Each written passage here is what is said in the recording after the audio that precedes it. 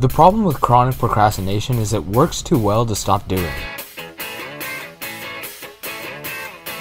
I learned the ways of the procrastinator in college to avoid having to learn anything useful. You have two options.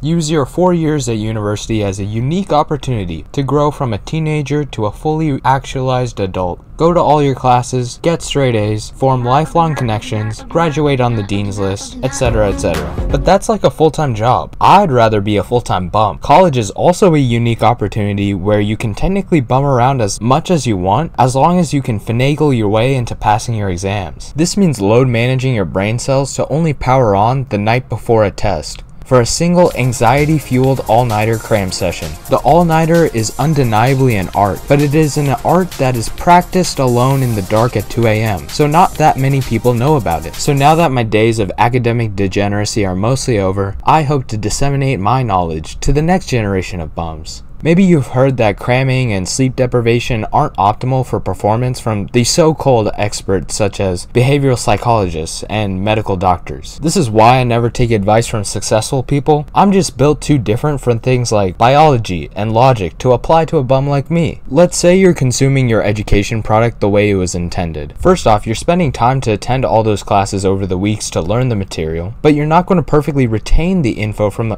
a lecture 6 weeks ago when it comes time to take that test. You have to dedicate even more time to relearning the stuff you forgot, and this is where the inefficiencies of being a responsible person are exposed. Cramming everything the night before the exam leaves no time to forget anything, at least until after it's over.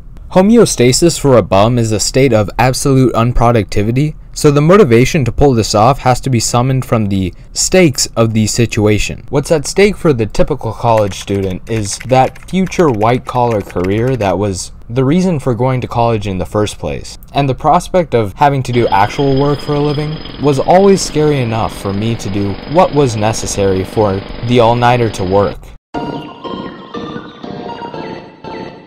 It's the night before the exam, and it's time to face the reality that I am indeed enrolled in an institution of higher learning. This stage epitomizes the saying ignorance is bliss, because you know so little about the content that's going to be on the exam that you have no idea how cooked you are.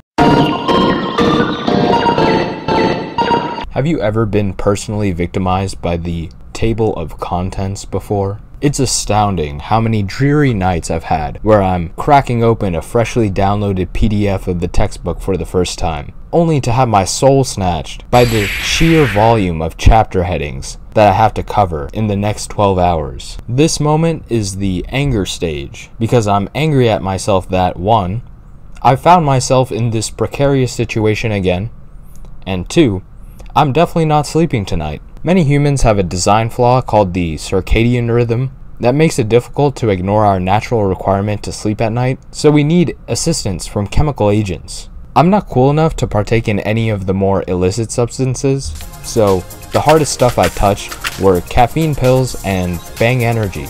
You can get away with a little coffee and a can-do attitude in the early stages, but you eventually devolve to the point where your caffeine consumption is measured in grams, and you're dangerously close to becoming the main character in a chubby emu video. But by this time, it's getting close to midnight, so it's time to mainline that caffeine source and start blasting the most hype music you have available to you. It's time to lock in. What's the lowest grade I can get on this and still pass? Am I allowed to drop this class? Is it too late to switch my major? Dropping out of college can't be that bad. These are the questions that befall the academic bum at 3 a.m. It's clear that covering all the content is impossible, so we have to make strategic trade-offs and gambles as to what will actually be on the exam. Like if it's mostly chapter 4 and 7, we're doing okay. But if we see too much of chapter 6, it's time to mentally prepare for impending homelessness. This is 4th and 32 down 10 points with 2 minutes to go in the 4th. Only the most generational academic comeback will save you now. Going to throw downfield, just a home run ball, and it is tipped off, and loose, caught it on the deflection.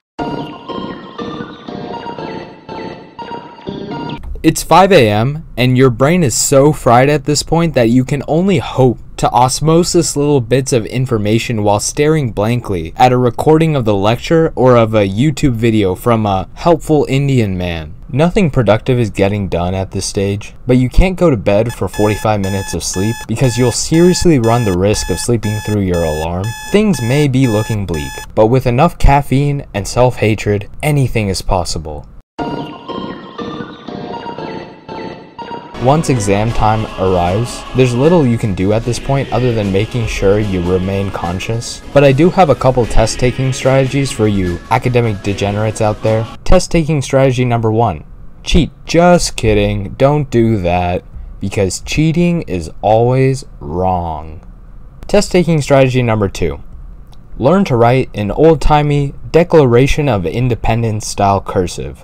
You see, my default handwriting is unintelligible chicken scratch that has been described as the worst and hardest to understand penmanship some professors have ever seen. When I'm really lost on an exam, I switch to a visually pleasing but equally illegible cursive some viewers of this channel have seen. When people see fancy cursive, they tend to assume you know what you're talking about, so it's not a bad way to squeeze out some partial credit. Handing in your exam paper to your professor at the end will always be the best part of this process. You could have bombed that test like a B-52, but it's alright because it's finally time to sleep. The all-nighter methodology is valuable not only because it allows you to maximize your laziness, but it also allows you to build your personal resiliency. In a shocking upset, I've gained a 2-year lead on unemployment in my professional career, and I owe it to my procrastinating ways. I'm in one of those jobs where your job prospects and salary are based on a series of credentialing exams, and you can guess whether I got any sleep the night before passing every single one of those.